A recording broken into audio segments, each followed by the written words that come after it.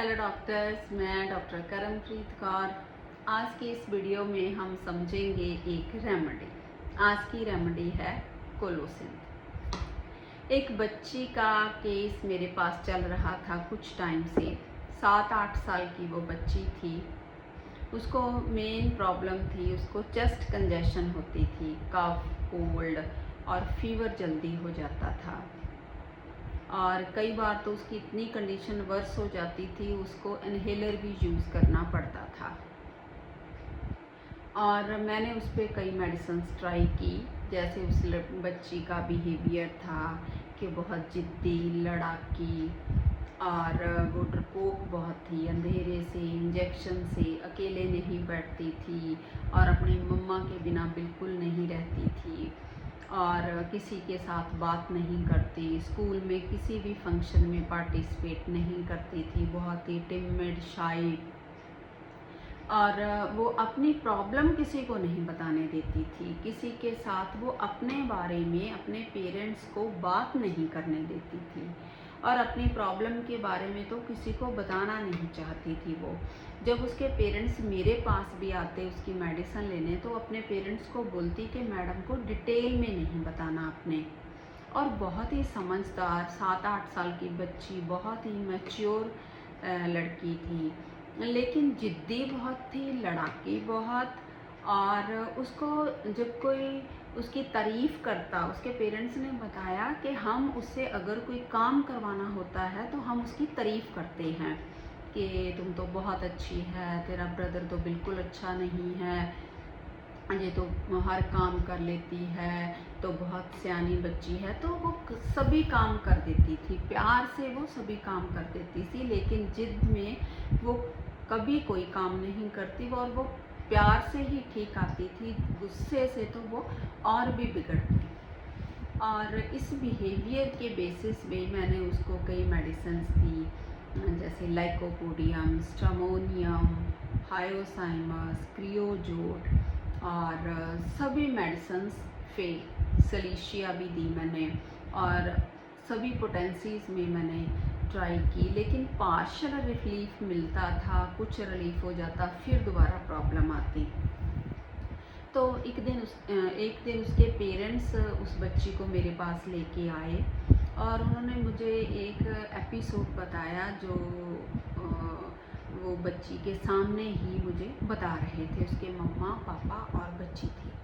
और उन्होंने बताया कि हमारे घर में एक रिलेटिव आए तो हम सभी लोग बैठे बातें कर रहे थे और उसके फादर ने बताया कि मैंने ऐसे ही उन्होंने पूछ लिया कि बच्ची की सेहत के बारे में, तो मैंने बता दिया कि इसको ये प्रॉब्लम रहती है और इसका बिहेवियर भी कुछ ऐसा है। तो मैंने इतनी बात ही कही और वो लड़की इतना गुस्से हुई और उन रिलेटिव्स के सामने ही वो उसने हमारे मारना शुरू कर दिया, बोलना, और इतना अग्रेसिव हो गई कि हमने बड़ी मुश्किल से उसको कंट्रोल किया, बहुत ही गुस्सा किया। और बाद में उसने हमें कहा कि आपने मेरी बेइज्जती कर दी। इस पे मुझे गुस्सा आया। और जब उसके पापा मुझे बता रहे थे क्लिनिक में भी, तब भी उसको गुस्सा आ गया और उसने अपने मम्मा को, अपने पापा को मारना शुरू कर दिया और बहुत बुरी तरह से उसने एक्ट किया, गुस्से में रिएक्ट किया और बोला और मारा।